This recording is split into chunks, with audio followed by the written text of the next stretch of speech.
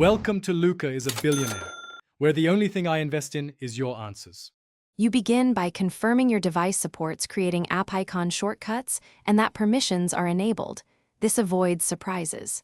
Next, long press the home screen or open the Shortcuts app to create a new shortcut. You're starting the concrete work now.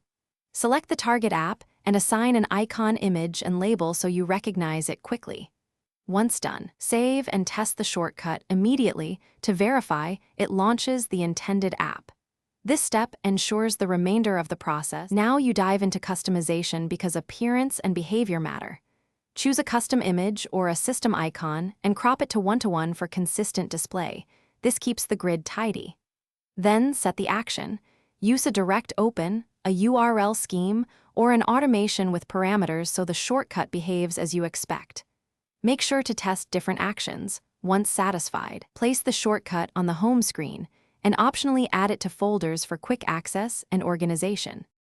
You finish by verifying the shortcut launches reliably and renaming it if the label is ambiguous. Clear names reduce confusion. Next, backup or export your shortcut configurations so you can restore them after resets. If things go wrong, try a simple troubleshoot step first. Reset the icon cache or rebuild the shortcut, and make sure you re-grant any required permissions. If that fails, recreate the shortcut from scratch. This often resolves hidden conflicts quickly and gets you back on track.